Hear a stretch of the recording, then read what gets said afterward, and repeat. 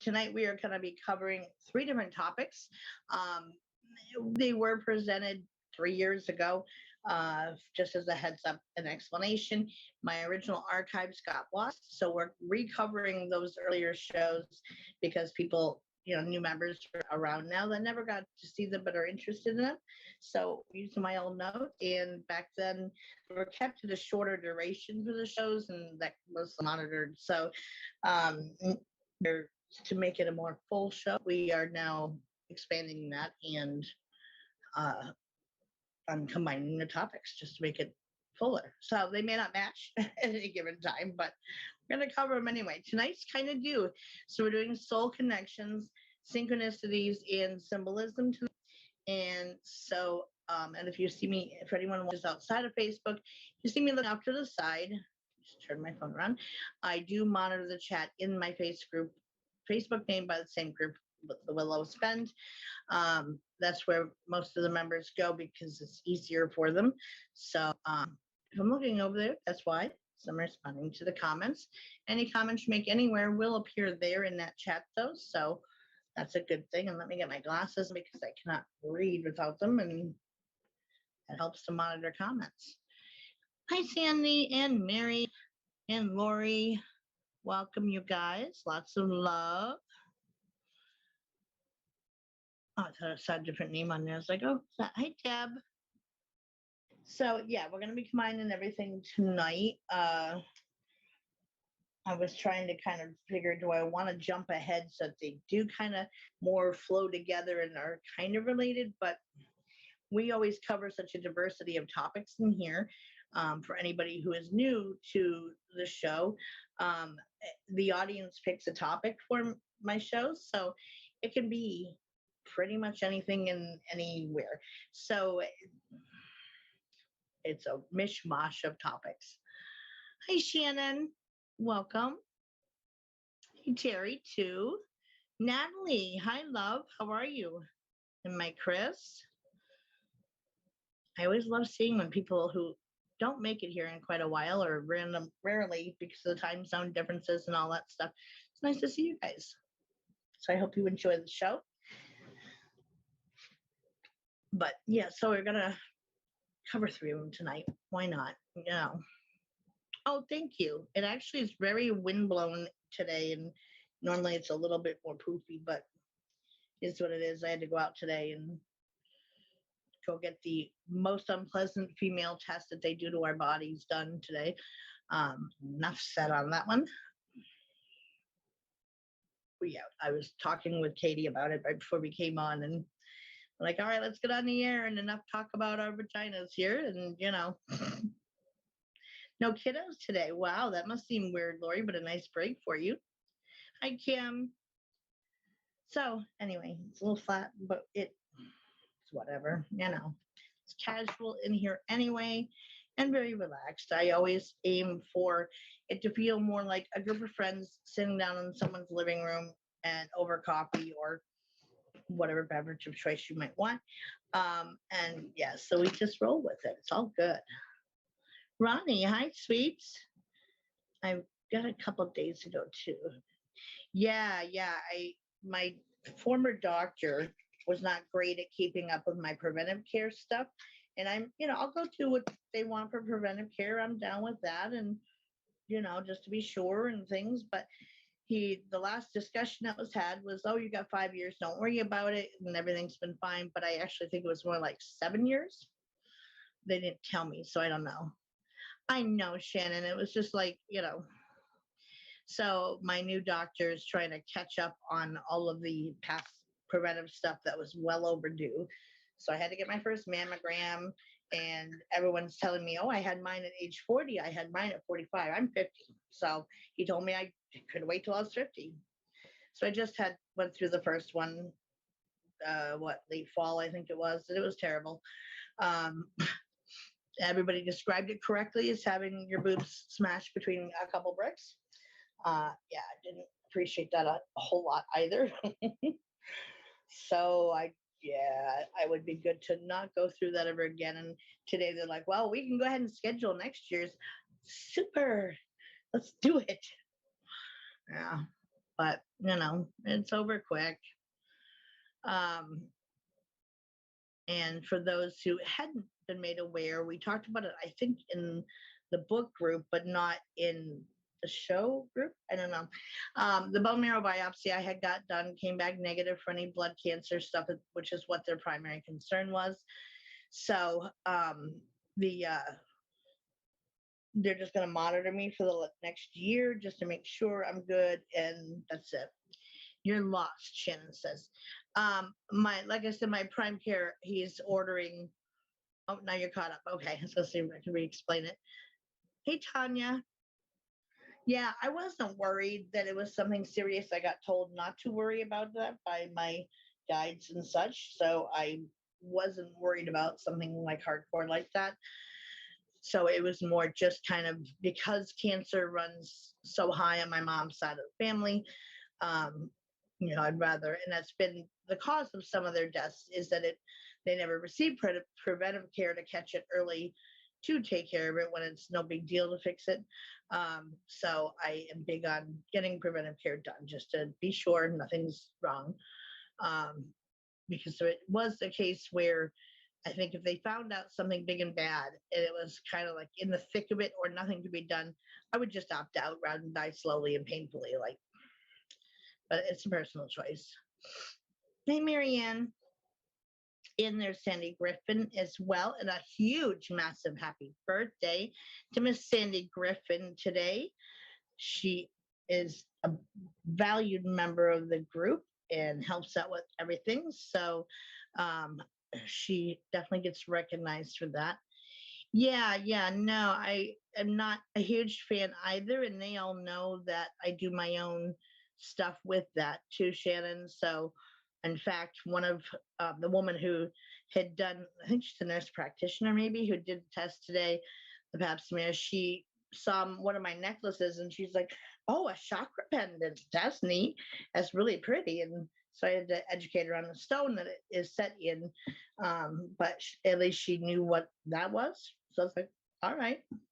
And my new prime care, she's totally down with any of that stuff. And she is very accepting and happy to talk about it. So that's also nice. And ironically, my old doctor, so he's very Western medicine type guy, but his wife, however, is a psychic medium and holds all these psychic medium fair things and classes and so forth. And I'm like, what are the discussions like at night in their household when there's such two opposing sides to the coin there? And he never ever made it any reference to that with me of understanding any of it. I tried bringing it up once in passing and just to gauge his reaction, and he didn't respond. So yeah. Hey, Linda. But yeah, they're cool with whatever I do. They know I do it and I don't hide it. You guys know me. I'm quite public about all and loud and proud about all that. So I don't worry. I mean, I'll do their tests and things, but I also trust what my guides say about my health too. If there's nothing to worry about, cool, don't worry about it. And I just got booted out of the group as usual. It happens once every single show. So many of you have also heard me talking about this semi-feral cat who's been outside, and he's been coming in. He did spend one night inside, and he comes in now every night and goes and eats out of the food bowls and gets a drink from little girls' bowls. And he sprayed somewhere in here tonight, and I can't find it to clean it. I have a deviated septum and allergies and all that stuff. So it's hard for me to pinpoint where a smell is coming from, but I can smell it. I actually went around like getting down to the floor level, trying to figure out where this was so I could clean it. And yeah, I haven't located it yet, but I can still like catching wafting smells of it. It's just, boy needs to get snipped and clipped. Exactly, Shannon. I am a firm believer in that. And, I don't really care if they resonate with me saying, oh, my guide said I'm safe with that, so I don't worry. I can think I'm as nutso as I want. Like, that doesn't matter to me. I still do that. I do have a black light. Actually, Tanya, does it show up? will it show?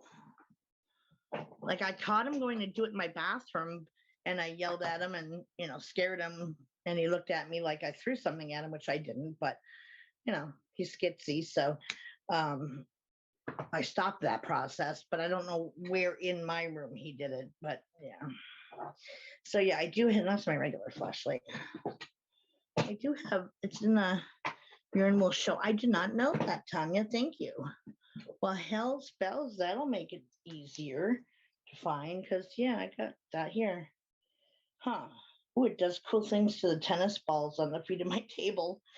It's hardwood floor here, so I have the tennis balls on it so it slides across the floor easier without marring up the floor. It does really cool things with the yellow on the thing. But yeah, I'll have to turn the light out later and see if I can find it because just nasty. It's a guy thing, they always gotta mark their territory everywhere. It's disgusting. Karen's account is just on a mandatory vacation. It's a good way to put it. Yeah, no, I mean, I knew certain human body fluids were phosphorescent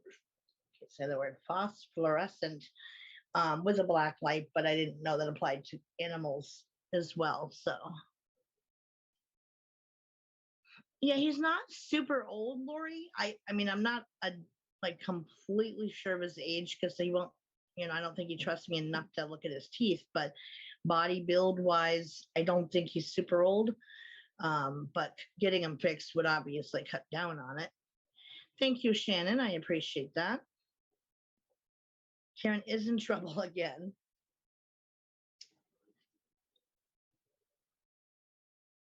Yeah, my primary medical providers know that I do my own thing and I don't personally care if they believe in it or not. They don't have to, but my new prime care said, no, she's totally open to anything. And it's, she's didn't get like gasping at me or anything when I mentioned it. So, and same thing with the whole COVID stuff. I got told last year when it started that you're safe. And so I resonated in that space throughout all of this and have no concern I'm going to get it. And knock on wood, I have not. So I trust them. I can take solace that the person who took offense to me repeating what other persons said is also on mandatory vacation. Well, good. At least they gave them, the same thing. Hey, Brenda. Yeah, he's so I've named him Marley because I had to call him something, and he is very big bone, so he's gonna be a big boy once he's done growing and he fills out, but he's so thin. Like, I mean, he's just like narrow, and I mean he eats like a horse now because we're feeding him, but he's just like, I don't know if because of the malnourishment he could be a little older than I think, but I just have a feeling he's like the teenager stage of kittenhood. Best guess. So, yes, Karen Rose. Yes, we do know the variants of that. So, anyway, so I will go ahead and do the sage blessing that we normally do before we get started and / protection. And then we'll rock this out here. Let me drink out of the way.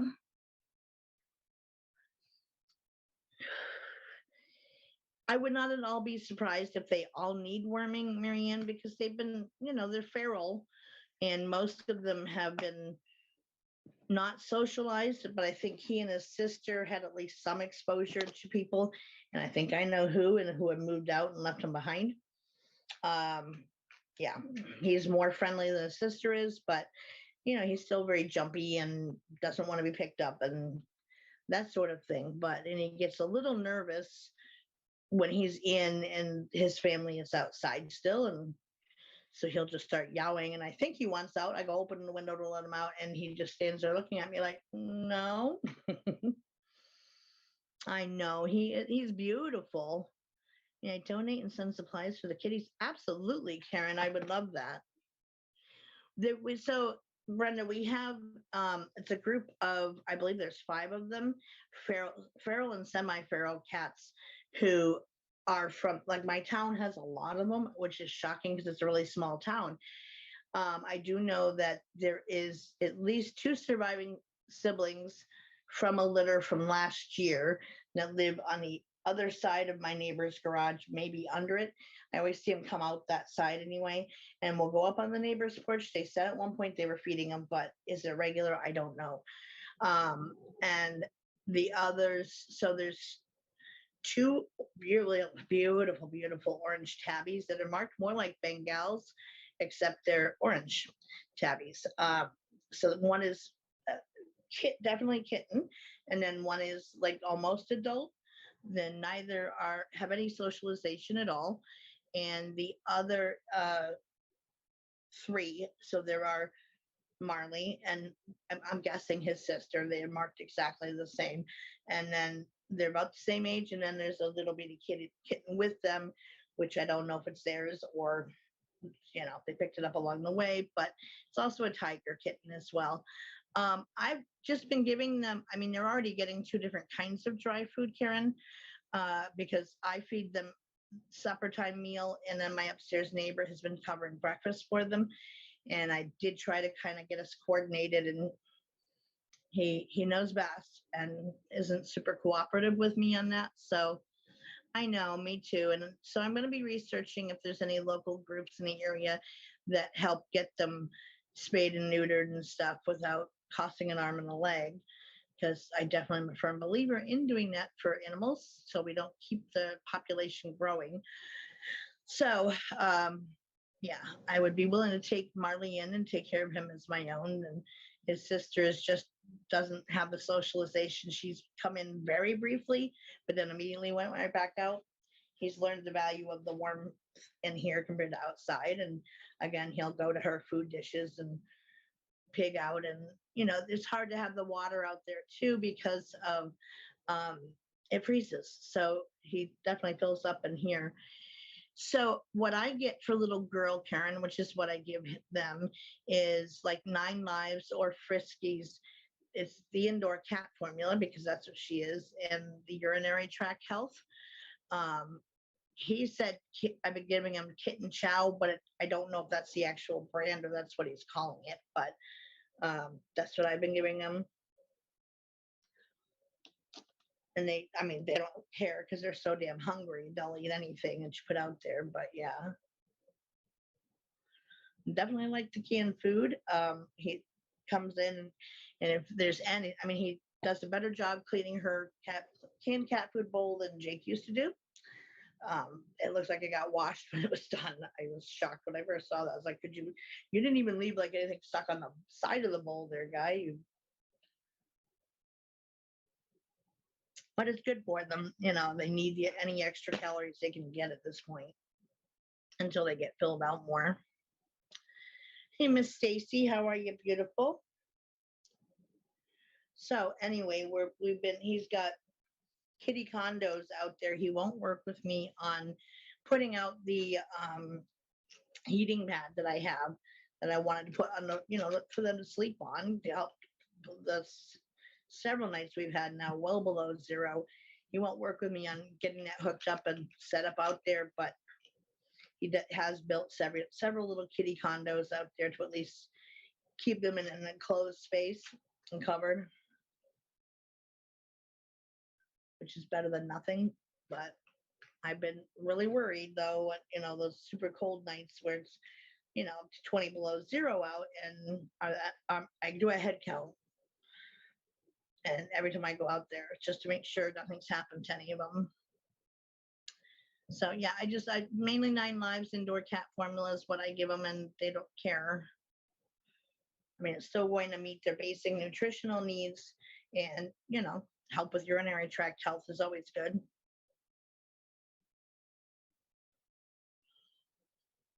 Because little girl she never drinks enough ever. She has water available 24/7. It's always, I freshen it at least once or twice a day, and she just never drinks enough. So to try to stave off her developing any issues with urinary tract stuff. I give her that formula. So let's get the sage done here. Yeah, Marley is very difficult to get him to hold still for pictures. I mean, I must have taken 10 or 12 to get 1 or 2 half decent ones of him because he just won't stay still. So, but I did post them in the book group for everybody. All right, so with Sage, I cast a circle of protection around everyone who is in the group watching this show tonight, and for anybody who catches the replay or watches it anywhere else that it airs at, that they are protected from any ill will or harm anywhere along the way, and that protection follows them into their personal lives as well. So I will it, so mote it be. There, and I can finish burning itself down. Cheap styrofoam cooler. Yeah, I know he had like one spare tire on the porch, and he said he put like one of those metallic emergency blankets out there that are meant to hold the heat in on kind of lining it, if you will. So, and then I know it's totally like they have a little flap they can come in and out of, but let's see, Kitten Caboodle. Yeah, I tend to avoid Kitten Caboodle, but Friskies or 9 Lives is what I tend to get for little girl. I know some people do care and feed their cats or dogs straight on like meat diet, and I was actually talking to that person the other night, and I said, I can't even begin to imagine how much you were spending every week or month and just buying extra like chicken or whatever to cook for them, and I don't know how you could afford it. Hey Keith, how are you?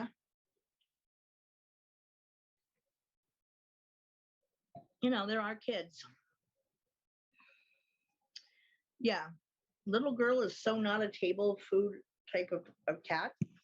She is very bizarre because she will like rush up to try to get her to see what you have. Zero interest in it though. Yes, Iams is a good brand. Absolutely.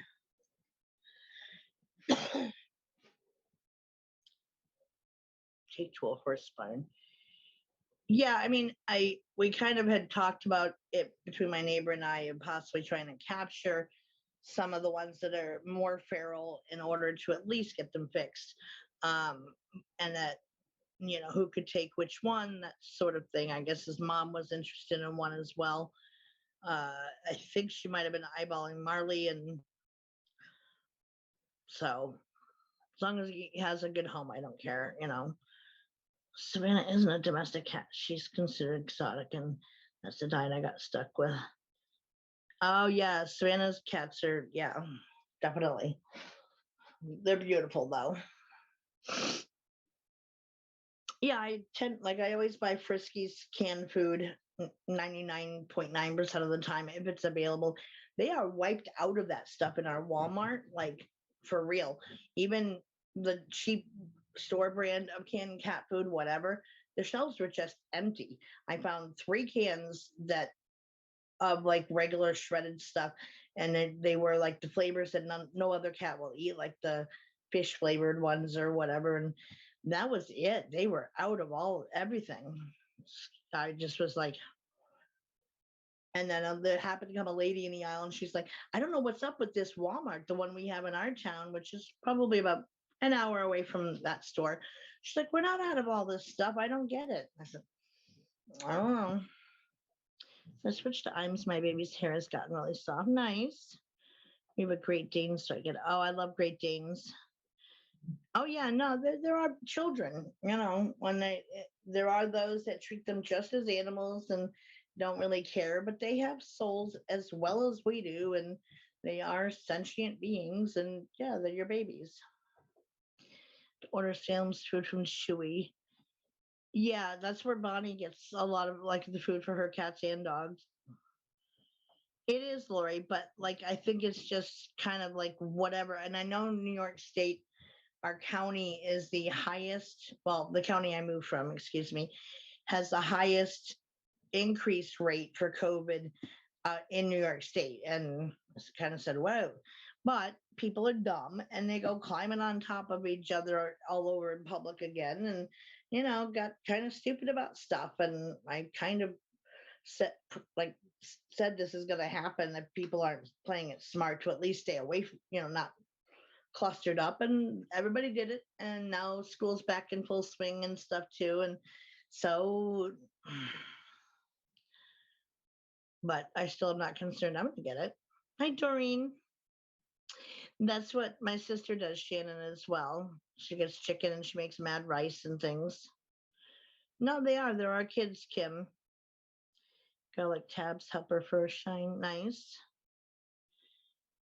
Yeah, I even with getting my groceries and stuff, I came away with half of what I actually ordered for curbside pickup because they didn't have it ordered, and they didn't substitute it either. So I have to make a trip in to actually go in the store so I can see for myself what is and isn't in stock to get what I need. So anyhow, all right, soul connections is what we're going to tackle first. So there are the different types of soul connections. Oh, meat has gotten really expensive, big time. Everything has. The cost of living everywhere has gone up, and but we feed into it by still buying it and accepting the prices. And everyone complains, but nobody does anything to stop it. So as long as we're willing to pay it, they'll keep leaving it high. Enlisted virtual learning here.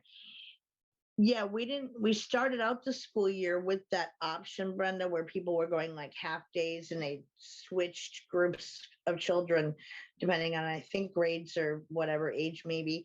And so half the kids would go in for half a day and then switch out to the other half. But now, as far as I know, it's full speed ahead. So, and they have only one school here, so it's not a super big school because it's out of town, but I think it's K through 12 in the same building. Yes, cats do well with pumpkin. Yeah, container gardens, Mary, you can put those on your porch.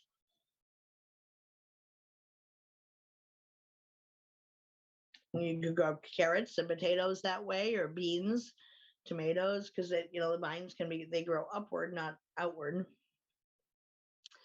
5 to 10 a pound. Oh yeah, yeah. No, probably. I agree, Karen. School next is out the rest of the week for sickness. Wow.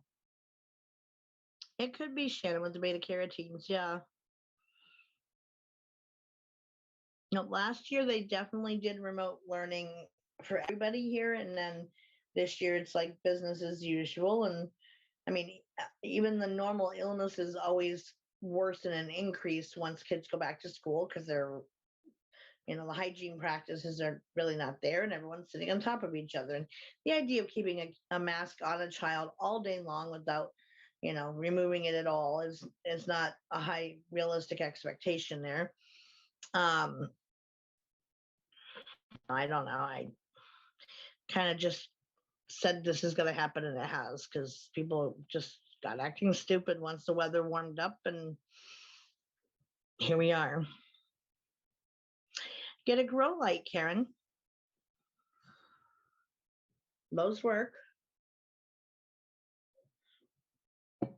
Oh, soul connections, the different types of them.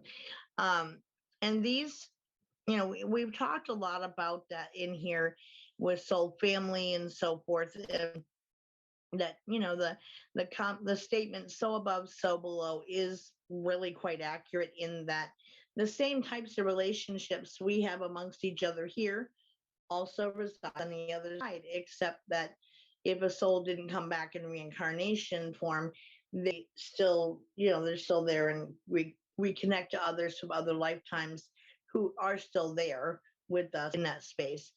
But at the same time, we also connect with them here as well. So I move mine around. Yeah, I mean, like I said, Mary, on your porch alone, you could have several different kinds of container gardens and grow carrots, potatoes of any kind, and green beans and tomatoes, whatever. I tried to grow light and then the fruit flies got too much inside. Oh, yeah, no, we don't want that. Well, come to book group, Lori. That's a lot what book group is. It's book group is very relaxed and it's never a thing if we don't get to read much. Um, we just, sit down and have various discussions, hang out, whatever. If we read, we do. If we don't, no big deal. And the local farmers, many have their own mini markets. Yep, farmers markets, they're all over here. Kept them too wet then. Oh, it's the growing thing. Yep. Wednesday night. That's right, Karen. That's book group night. Hi, Sue. How are you?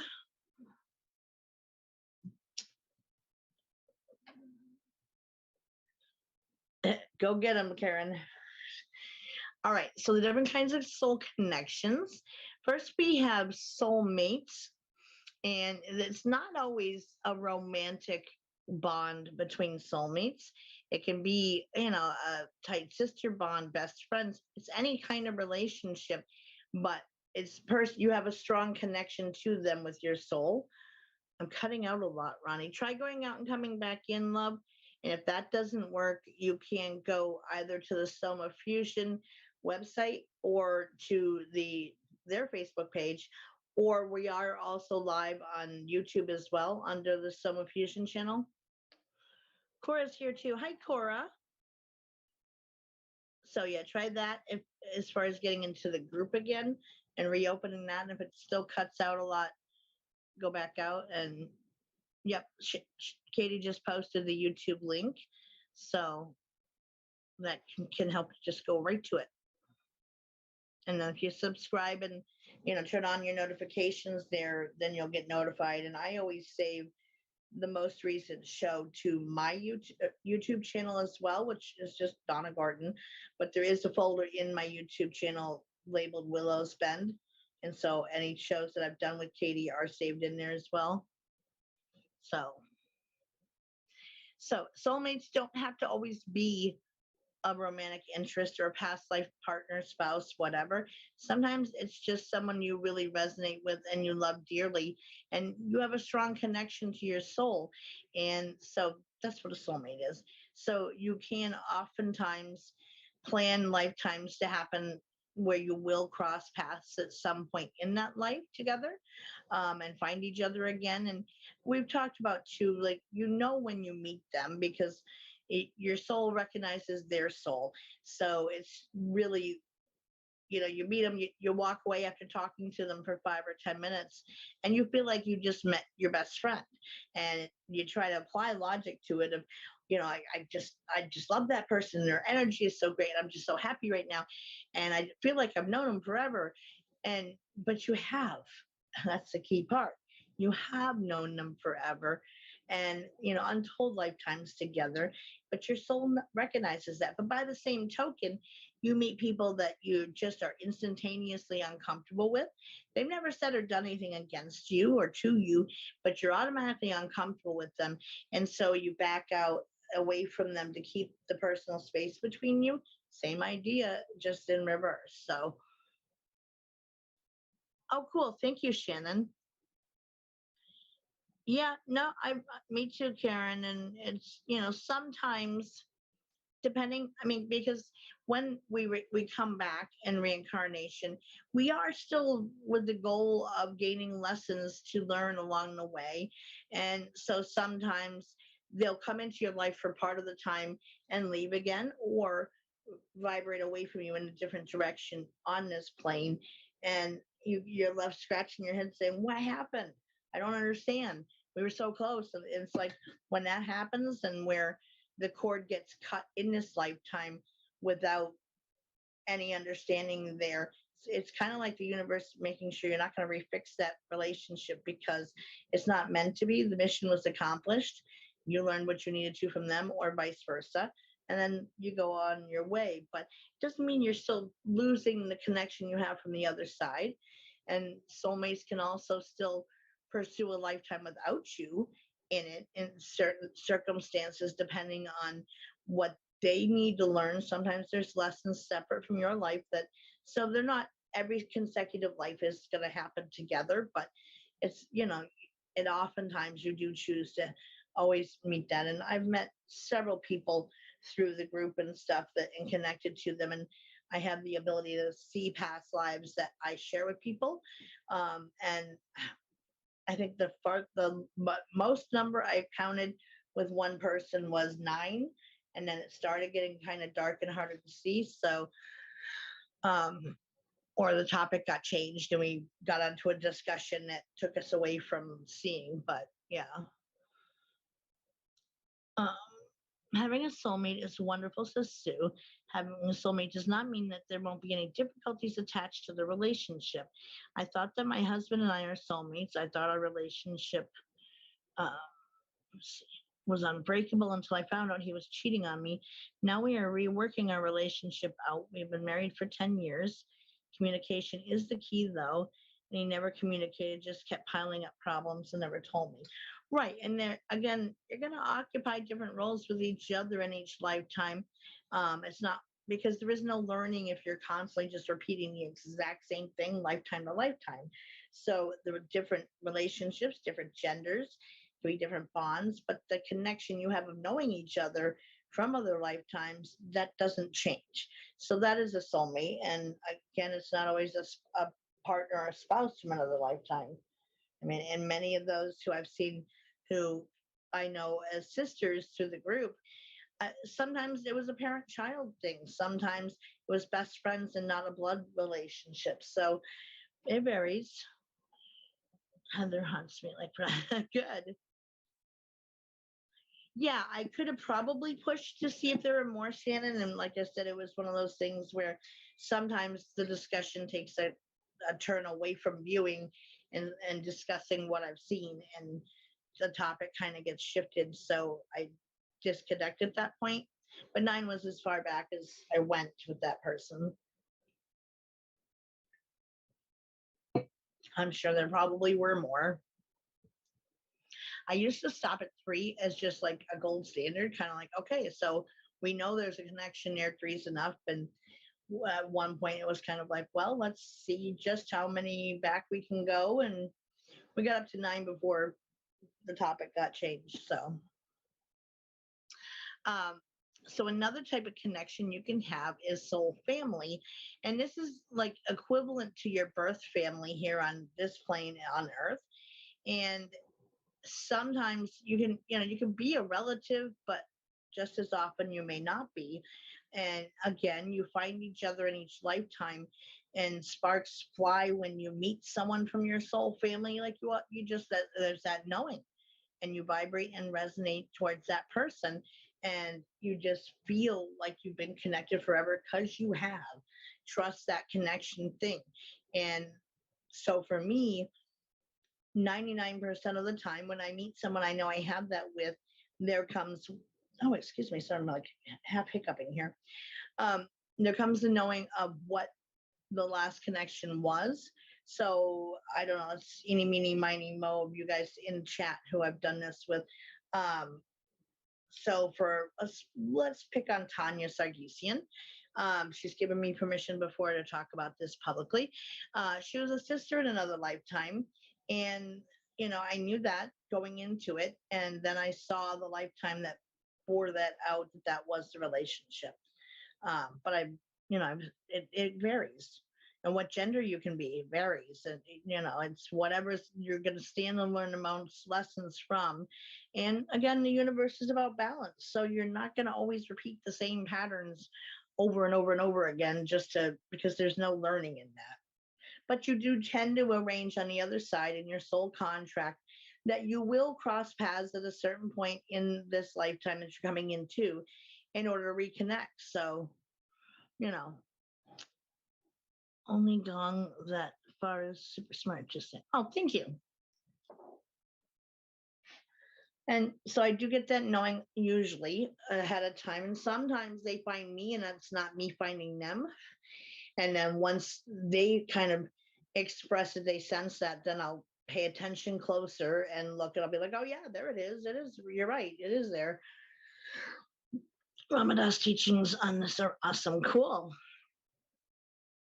So family, it is said that also that when, okay, so let's say if it is your biological family, that many times that grouping of souls will stay together in a family unit each lifetime, but what roles each one occupies does vary or can vary.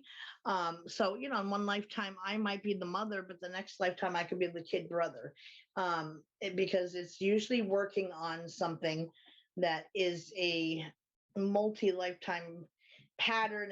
The answer hasn't been figured out to yet, as far as a solution to resolve whatever issue it is or lesson that needs to be learned.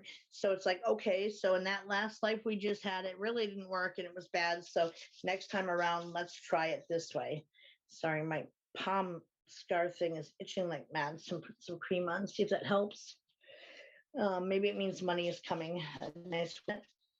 Um, so that part can shift around, but again, it's always that knowing every time you have that connection with someone, that level of comfortableness and that feeling like you've known them forever, and that it just, your soul knows. When my daughter was younger, like 2 to 3 years old, she would always reference things like when I was a boy, says Linda. She doesn't remember it now, but I still have memories of previous lives of being a man. Yes, my daughter actually did that once as well, Linda, to where she ran up to my mom and I was like in a room and a half away, but they were in the kitchen and I could see them and I could hear them. My daughter was pretty little, about the same age probably, and ran in to my mom and said, Nammy, in my life, I used to be a boy. And I instantly picked up, and had it been me, I would have asked questions to get more information from her to see if what else she could pull through. However, my mother just said, "Yep, but you're a girl this time, right?" And she said, "Yep," and then she ran off, and that was the end of it. I said, "Why didn't you ask her more?"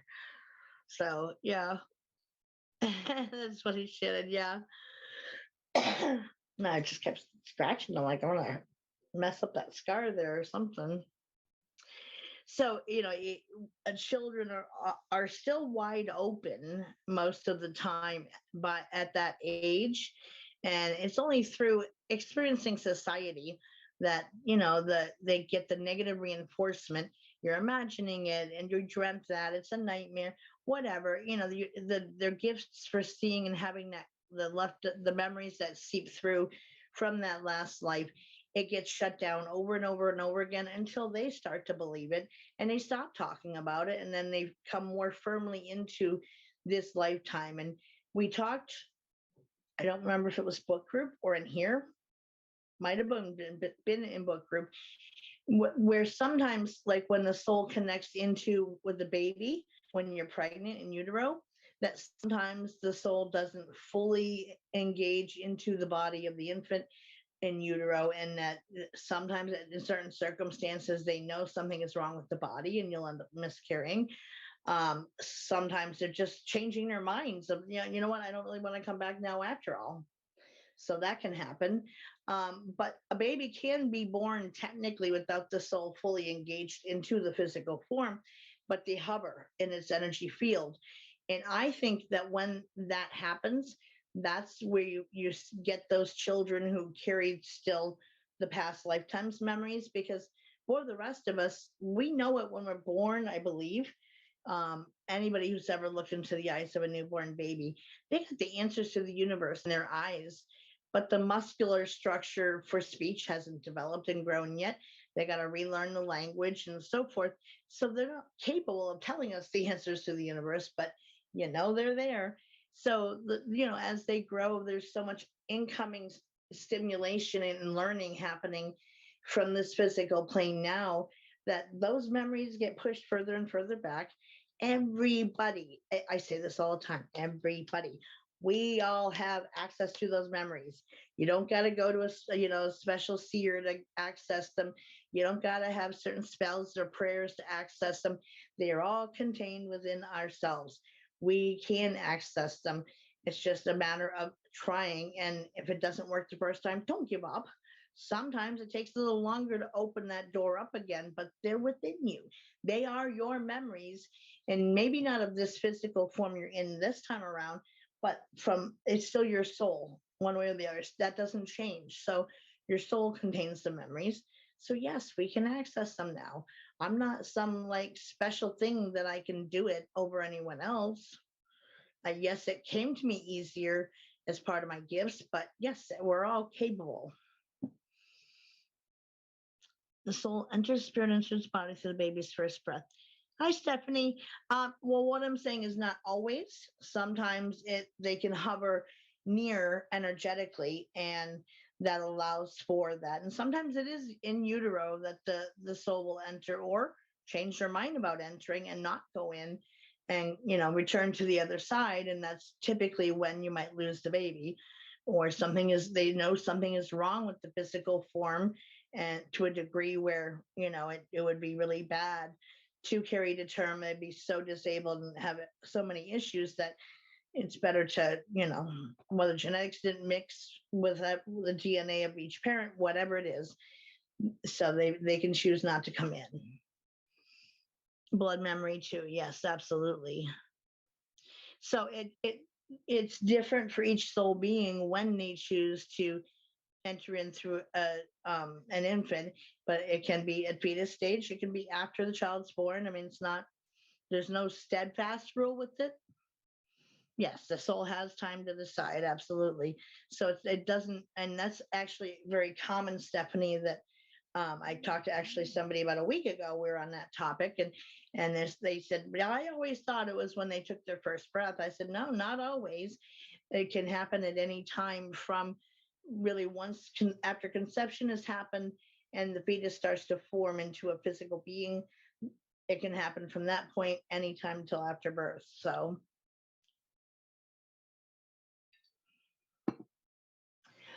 that you have your soul family.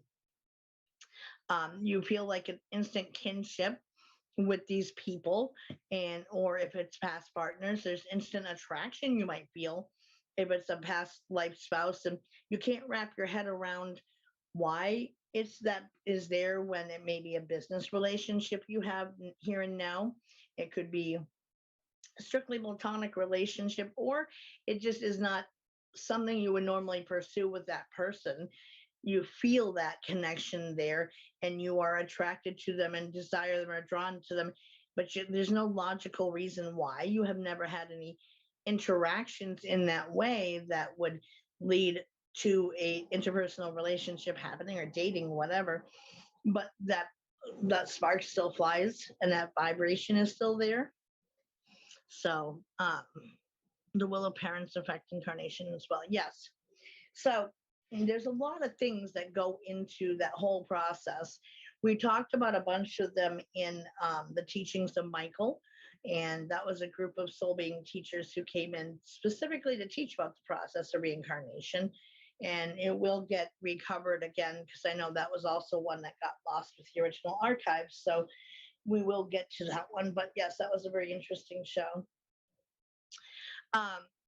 So that can be another thing. But again, it's not your biological family. And I think for those of us who have we in our bio families, there is so much trauma and dysfunction and so forth, and we get away from that and cut the cords to that.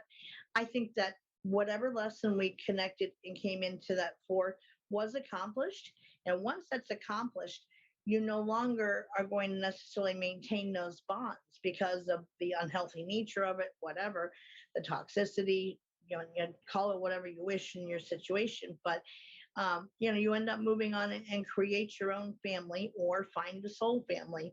And I know for me, that was the first time I ever experienced unconditional love in my life, in this lifetime, was by the soul family members I discovered along my path here to here and now. Those people are my family.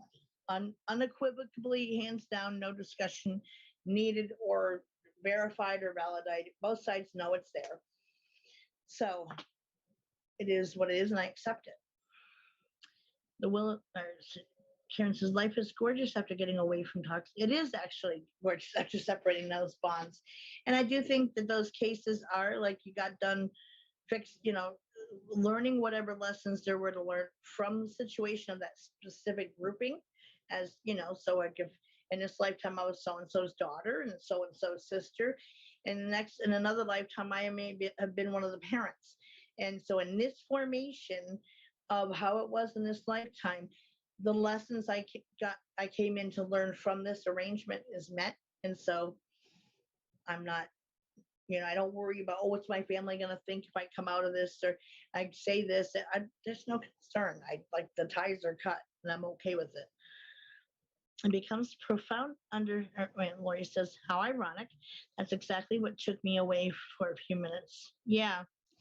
Shannon says it becomes a profound understanding when caring, teaching children who have multiple impairments. And by that, I mean a teacher of individuals who have trachs and are in level 4 coma. Yep. Deb says, yes, soul family, unconditional love. Love you too, Linda. So, and Chris is saying hi to Deb. So, yeah, we know those of us who are, soul family members, and we live in the glory of knowing that, and it's such a blessing to have that, and we recognize it and we acknowledge it, but we don't stay. I mean, for me, once I've viewed that lifetime and I've disconnected from it and come back into now, I don't hold on to the memories of the before time. And I mean, I literally I count on that person refreshing my memory of what the individual circumstances were, because I'll know the bond, what the connection is, but I don't keep the memories of what I saw. It kind of jumbles in there. Karen says, if anyone was my mom in a prior life, I'm sorry. I did dump my family too. Yeah, no, I have no regrets over doing that. I mean, probably the only one I wish was different was with my daughter, but that is her choice, not mine. And there are reasons for it, and I don't have to necessarily understand them now, but it is what it is. Linda says, I say that to my mom in this lifetime. I gave her those gray hairs. I own up to it. Yeah, no, I mean, again, those things, nothing happens by accident or chance in this life. So everything that does occur is through our free will to choose it to be that, and it's meant to be that. So I don't care what my family thinks about me. Many have said I'm crazy and I'm nutso, and that it's all my issues, my problems with interpersonal relationships that cause the problems in the family, not anything they're doing. And of course, they're absolved of any, responsibility for that. And think of what you want. That's fine. I have my family, so I don't need that. I can't dump them. I can love them at arm's length. You technically, Lori, you could dump them. That would be your choice. There is always a choice. And we may be afraid to make that choice. We may be worried to make that choice. However, you do still have a choice in that. And so you do choose to stay connected to them, and no judgment either way. But it is, yes, it's your choice. And people say that to me all the time of, no, I can't get the cords to them, or no, it's my family. Still is a free will choice. We all have free will. And I love yours, Chris. So that's soul family. That choice, it hurts so, and it's hard. It is to reach that point where, I mean, everybody has that point where they just refuse to accept that level of dysfunction, abuse, trauma, whatever. And if that's all they're going to reside in that, then they can have at that through their choices, but my choices are different. I have certain family I feel that way about. I love them, but I do better staying away from them. Yeah, I mean, I don't wish any of them ill will or harm or anything else, and they're going to do what they're going to do, but it doesn't mean I want to be connected to them or accept it. I adore my soul family. Absolutely, Lori. It was tough, however. I wish I did it sooner.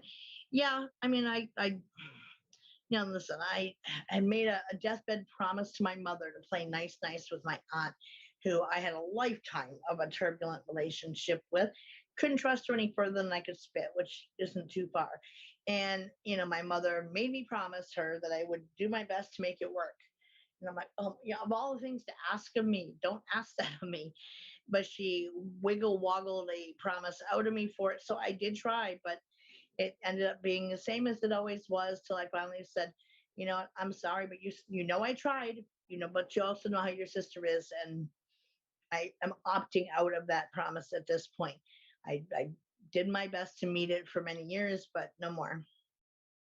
So, it is, everybody has that free will choice to walk away and cut the cords and to not settle for being treated for less than you should, and to know your worth, to not accept it blindly and just because of blood connections.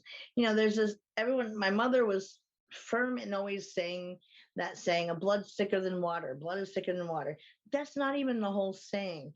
The whole saying is the blood of the covenant is thicker than the water of the womb, meaning that which the bonds we may have made as soul family is stronger than the biological ties, which is 100% accurate, but it gets, minimized and misused. So I chose my own sanity, and I valued myself enough to not settle for being a doormat anymore and treated like crap by everybody.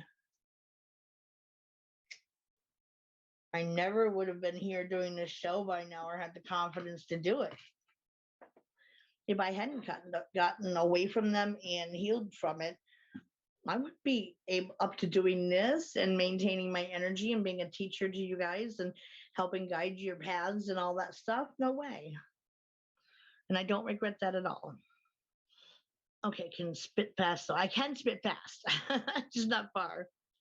I tried for my mom's sake when she passed. I was free. Yeah, absolutely, Shannon. I don't regret it at all. And I do know my worth, and I don't deserve to get treated like a worthless piece of crap or get reminded how much of a worthless piece of crap I am every time an interaction takes place. And, it took a long time to rebuild my self-esteem to get to here. But now that it is here, I'm not sacrificing that for anybody. I don't care who you are. Nobody has the right to treat me like that any further. And that is my standard that I've gained from reaching where I am, and all the work that went into getting there, is that I can expect that from those who are close to me. And in return, I do the same thing to those who give it, as they are equally treated with the same level of love and respect. So it's a two-way thing. And if you will forgive me, I don't, sorry, it's a sinus allergy, itchy nose time. Thank you, Shannon. Yes, I only recently learned that what the full quote was, like a couple of years ago, and I was like, that makes way more sense than blood is thicker than water. My family still talks about me too. It's sad, and I hear for this from my nieces. Look, I had to find out that I'm going to be a grandmother from another family member, and my only child, my daughter, who is the pregnant one.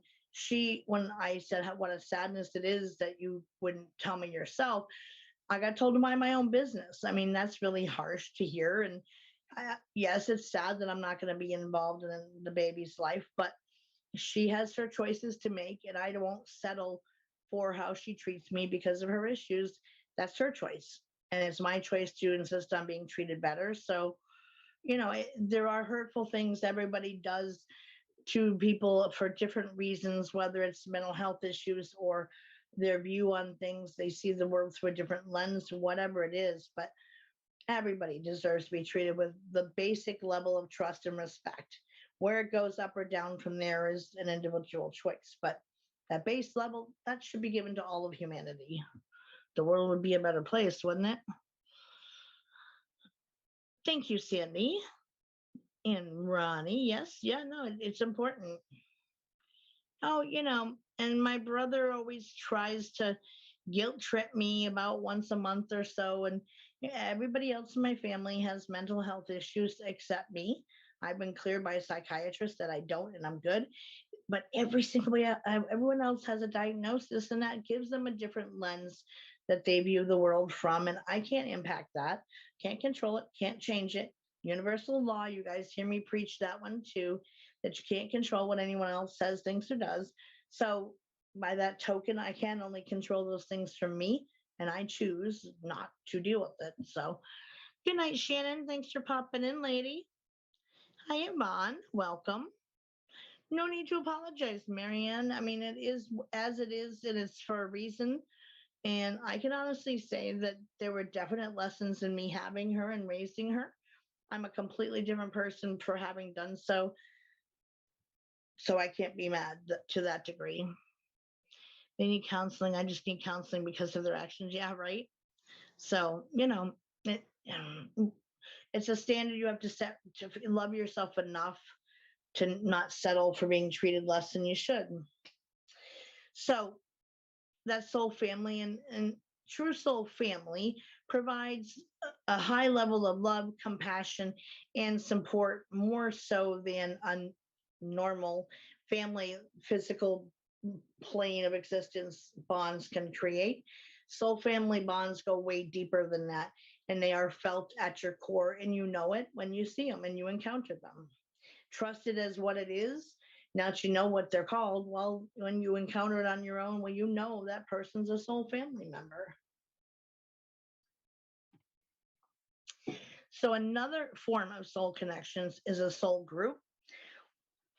Now, this is equivalent to your earthly friends, and it can be triggered by or um, act as a catalyst for major life changes that you need in your life.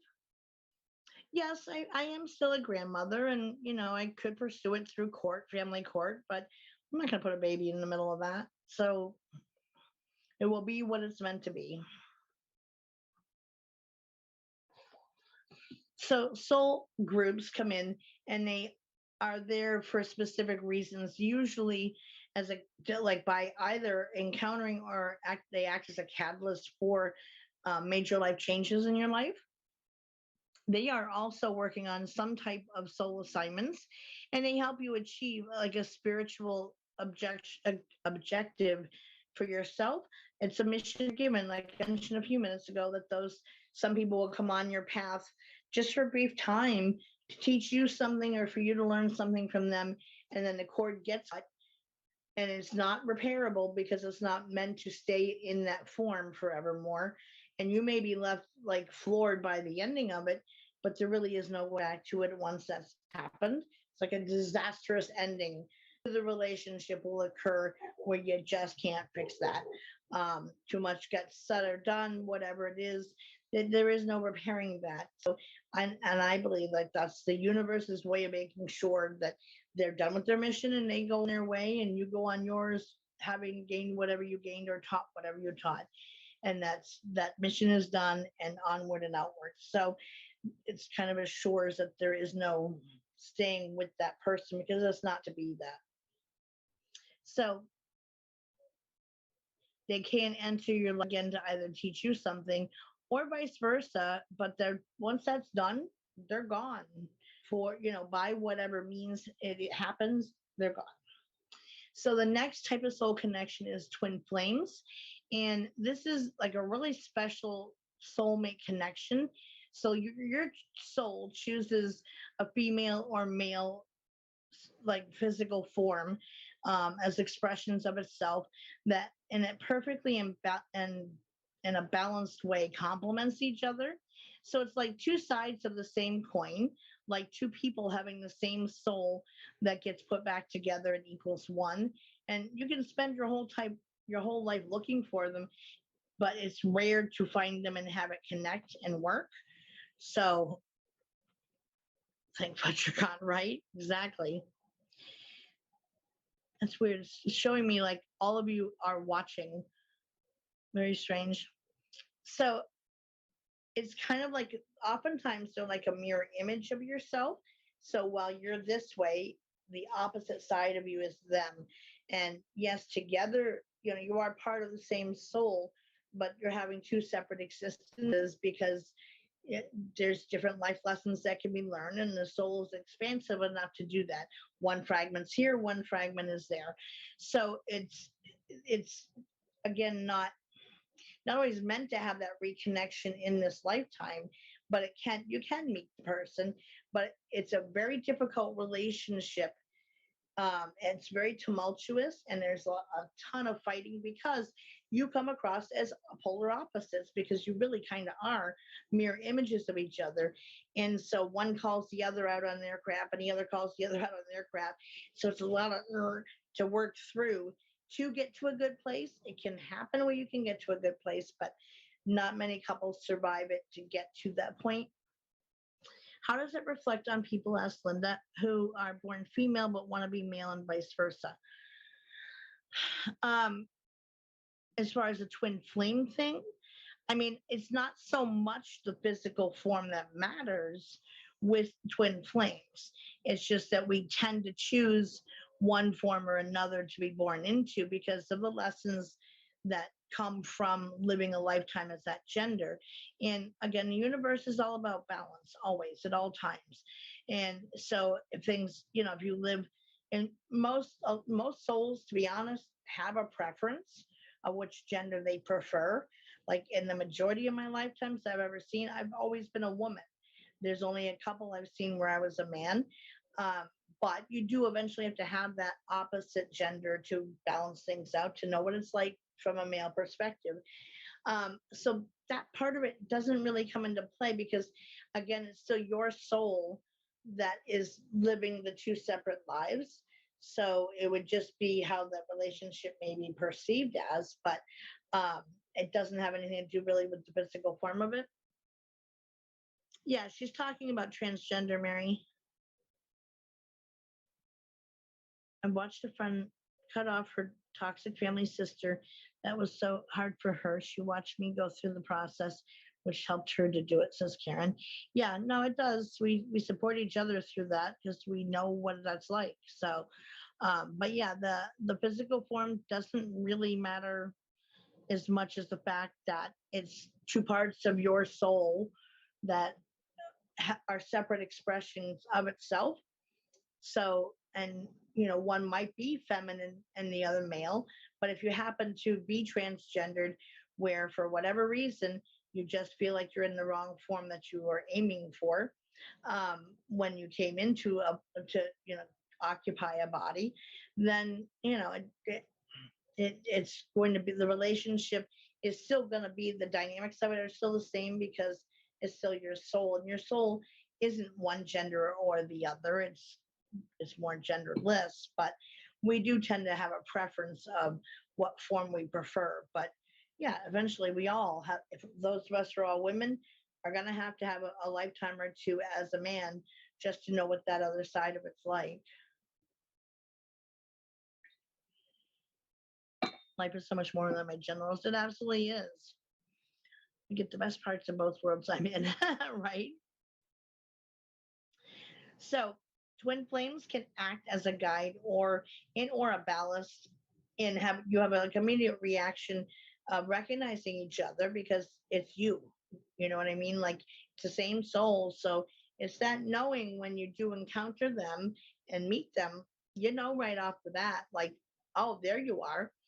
And it's slightly different than the same, like a soul family connection where you are different beings, but there's that soul recognition. This is like, holy crap, that's the other half of me that I sent out. Wow, I didn't expect to meet you here. And some people, because of the firmness of the connection, because it is still the same soul, it's just two fragments of that. And that's how we live so many other lifetimes in other places and dimensions, realms, whatever, kind of simultaneously. Is the soul is so expansive, you can send out a fragment here, you can send out a fragment there. And I've used that analogy of the octopus, where the head of the octopus is on the other side, which is our main body of our soul, but all the different arms of an octopus can all be doing 8 different things completely separate from each other and unaware necessarily what the other one's doing, but they're still connected to the main body. Well, twin flames are the same thing. It's the same fragments from our soul that end up finding each other. But again, it's a very difficult relationship. Most fail. You usually get one who's the runner, one's the chaser, and to find each other and meet in the middle for that and see it through, that's rare. So, my luck, I would have the worst of both worlds as a lesson. Focus on a positive. There we go. Trying to think of a good response for that. So anything that isn't healed or resolved in this, or balanced even, the balance will rise to the surface when you're together. So say if you have one, like you're living a life where you have addiction issues and trauma issues and so forth. But when you come back together again, because it's the same soul, so your fragments are kind of almost rejoining by interconnecting again with each other, then that all that stuff can kind of fall away and start vibrating together because it is the same soul. Um, Again, you got to move through the storminess of the first half of the relationship to get to that point where you're not infighting constantly because they're reflecting back to you. They're the other part of you inside of you, and they'll nitpick you to death about every aspect about yourself because they're looking at it from a different perspective. So, that's hard to exist through in a relationship. You're fighting all the time and arguing and bickering and just doesn't tend to end well. Most people end up cutting the ties to that person because they just can't do it. But if it can get through all of that and find the balance there, it is the most balanced relationship that you will have in that lifetime because of it's the same soul. It's just different pieces. You got Miracle Grow, right? So that is the twin flame thing. And earthly relationships may not be lost because of the intensity and not being prepared for it. So like, may not last, not be lost. Again, you're not going to always see it through because you don't set it up to where you will cross paths most of the time. They're just your two parts of yourself are in existence on the same physical plane, having different lifetimes. And it's usually accidental that you meet up with them. And most people never do because it's not meant to be reconnected in that lifetime. But circumstances, free will, things interact, and sometimes it can happen, but it doesn't usually end well. So 12 signs that you have met someone from your soul group. And then like when we were doing the Seth material, Seth mentioned that, sometimes like a population that would equal a city can come into the same life at the same time, and kind of prearrange that, hey, we will meet up again or reconnect in this lifetime. And you stay connected on the other side as well. And so it's not size, it doesn't matter. It can be a few of you, it can be one or two of you, it can be a whole big, auditorium full of people. So 12 signs that you met someone from your soul group. Your eye contact is deep and engaging. It never feels awkward. If anything, you kind of feel like you fall into their eyes when you see them and you like make eye contact and kind of stare at them. You get lost in their eyes and it is like you're falling into the depths of it. It's a much deeper level of eye contact than what we have with the average person. So Linda needs to read those books. So, you can look at each other and just kind of automatically have a sense of what the other person's feeling or thinking because of that eye contact depth to it. Is that in your Maury Povich voice? You guys are so funny. So number 2 is they'll be more soul-centric than egocentric, meaning that they operate on a spiritual soul level with your relationship than egocentric and cock of the walk, or egotistical. And I was talking with somebody the other night and I used that phrase cock of the walk and they're like, what? And they also happened to be bisexual. So they were kind of like, what do you mean? And I explained it. And they're like, oh, that. I just haven't heard that phrase before. I said, maybe it's a northern phrase. I don't know. But, the egotistical, egocentric side of things, it's much more soul-centric rather than egocentric. Cindy, I forgot I had them till I came across them the other day. I was like, I need to read these.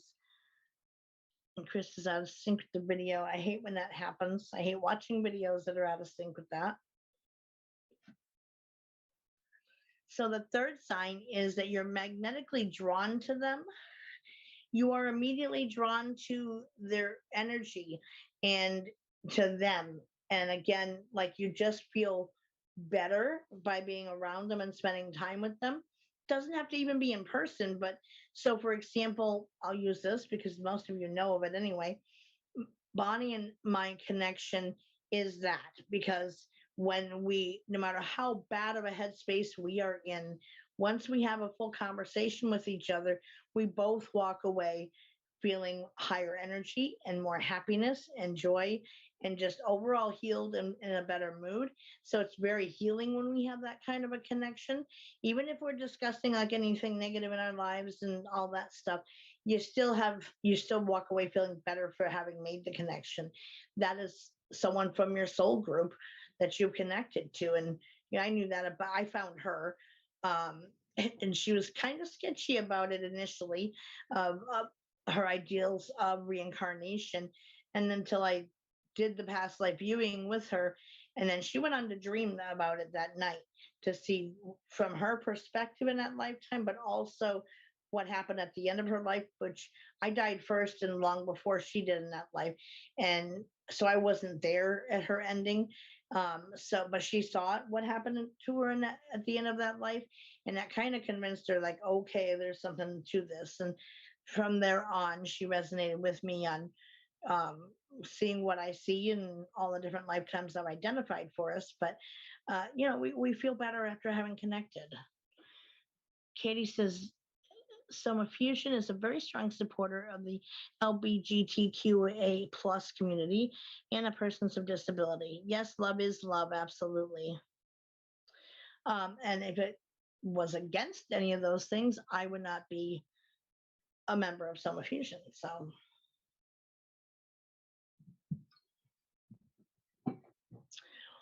in fact, that's how I taught my daughter about when she started questioning gay relationships and how that worked and all that stuff. And I had explained to her that, it doesn't matter what gender someone is. If two people can find love in this world, then more power to them. Yvonne says, my son is married to a transgender woman.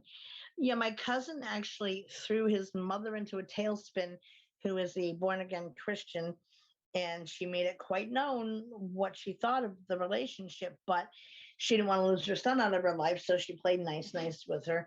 But yeah, he was with a transgender for at least, I don't know, probably close to 5 years. Rachel was part of the family, and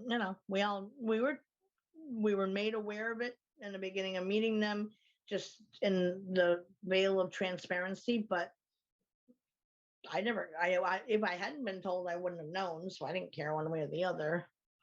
Going on their 5th anniversary, nice. Well, I wish them many more happy years together then.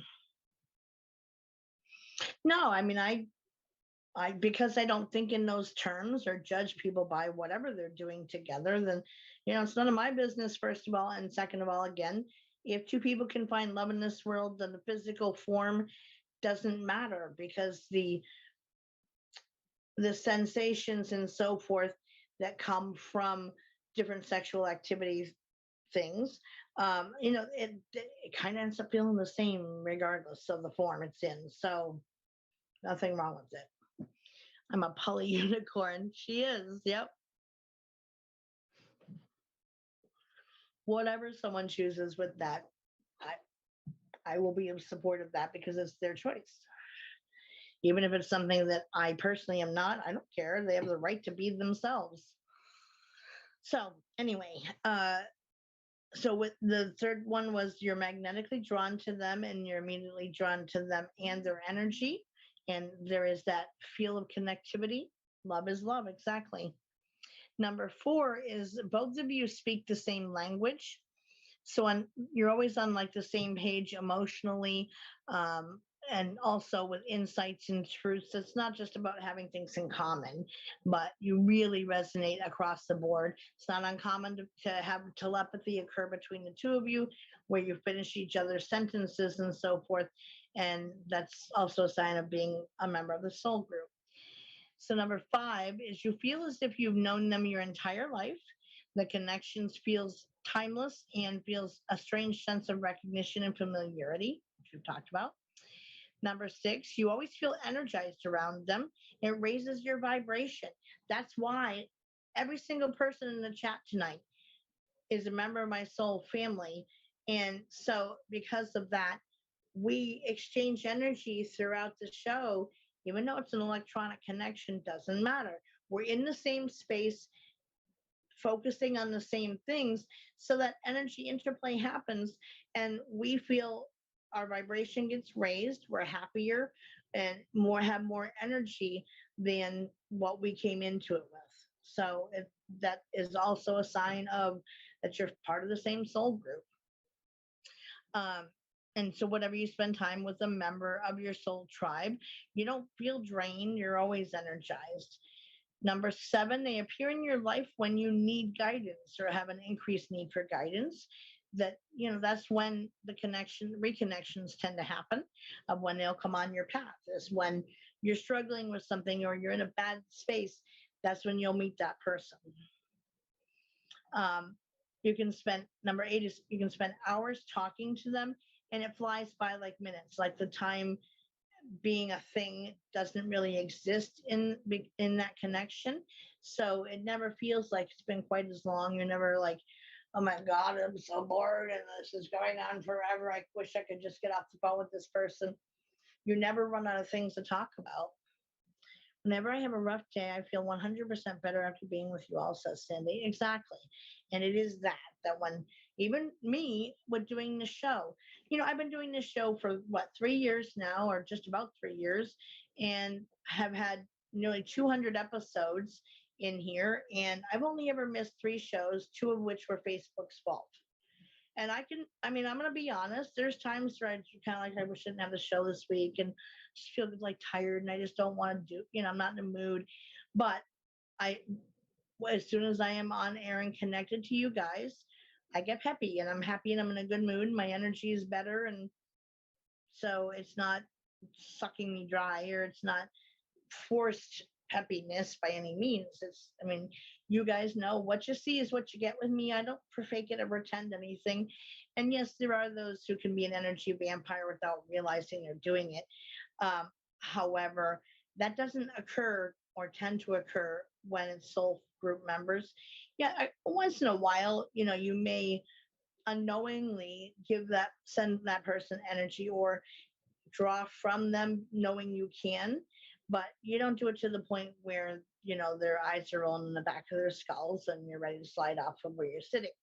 That doesn't happen with soul family members. So the energy, if anything, just resonates together and bounces off of each other. So number 9 is they reflect your best qualities. Events like these are arranged by our guides, and it's a validation that they're with you. Love you too, Kim. And so an example is like every time you look at the clock, it's 12:12 or it's 5:55, which is kind of synchronicity. Time doesn't have the same kind of meaning when you're in that connection with each other. I have a friend's son who is as well, and she's awesome. Yeah, there's no draining of one another when it's a soul group member. And that's how, people, when they hear how long our book group goes on for, they're like 5 hours. You read to them for 5 hours. You talk to them for 5 hours. They can't picture that. But I really am not, if I wasn't up to doing it, or I would at any time, I'm like, guys, I don't know if I'm going to be able to go the full time tonight. I'm honest when I come into it, but I end up being perfectly okay. And there's nights we go more than 5 hours, depending if Edwin's present or not. If conversations are happening, I'm not going to just say, well, it's time to cut the clock, guys. Bye. So it doesn't, there's not that time space continuum with each other.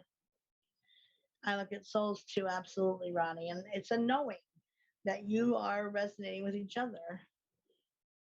Yep, me too, Deb. I've been doing that since I found Bonnie in this timeline back in, I don't remember it because short-term memory stuff. She says it was about 2014. we every single night would be on the phone all night till we've drained every single device's battery that we have, until there's no choice but to stop talking. And so, like, that's, we don't ever run out of stuff to say. You stop before Donna loses her voice. Yeah, that's the bad part, is I get the laryngitis going on. But it's not my energy, though. So you share similar life experiences without having known it or been connected all your lives. You still have kind of had very similar pathways. Number 11, your soul feels nourished in their presence. You always feel seen, understood, and loved.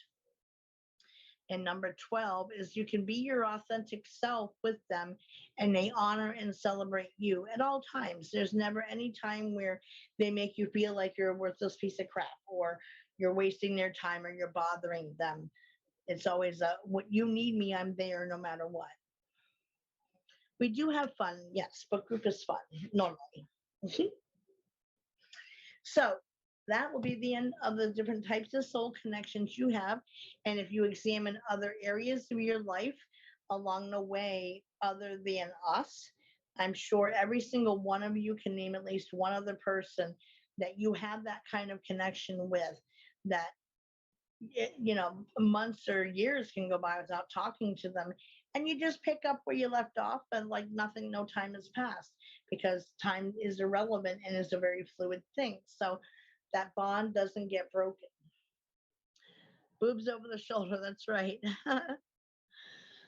And for those who are not in the know on that joke, we read Field Guide to Little People, and a lot of the stories and legends were from Europe, and almost every single one of them that was in female form, they had boobs that they would throw over their shoulders and carry their young on their backs and feed them that way. So it became like a running joke in there that, do your boobs hang low? Do they wobble to and fro? Can you, put them over your shoulder? Yeah, if you got boobs, but it was just, that was the running joke in there. No, so I just started singing, Mary, do your boobs hang low? Do they wobble to and fro? Can you tie them in a knot? Can you tie them in a bow? Can you throw them over your shoulder like the European little guides people stories? So, yeah, but that's the soul connections we find in each lifetime. And some of them, it'll be every lifetime. Other times you may take a break and come back and go live your own separate existence wherever you choose it to be, that stands to offer you the most lessons, where you're not going to connect to that person in that lifetime, but it doesn't mean that you it's going to then resume it again once you return back home. Then you're going to end up having plans to come back together again. Damn psychics, Mary. So yeah, it's those are the connections. So on to synchronicity and symbolism. Now, there's a lot of interest in this, and for anybody who doesn't know, in the Will Spend group, under the main picture for the group, are a series of gray tabs going across the bottom of it, all labeled different things. One of them is labeled guides, and in there is a resource library I made for the group. And so we have everything. I've made it as simple as I can for everybody to navigate by breaking it down by topic. Spirituality, there's one for numerology and divination and witchy things and so forth. So the numerology is kind of also ties into some of this. So if you're interested in that, or what they call angel numbers, which, by the way, I have looked at or researched out, like the origins of them being labeled or called angel numbers. I couldn't find anything that indicated who started that trend. I think it was just someone who maybe had a Christian background and assigned that to it, but there is no rhyme or reason. They're not given by the angels. Somebody, I think, perceived it as that somewhere along the line and started calling it angel numbers, but they're just numbers that have meanings that indicate different things in our lives. So Iona came into the room at the wrong time during Boob Song. She looked at me and walked out of the room. That's funny. Erased my belly button.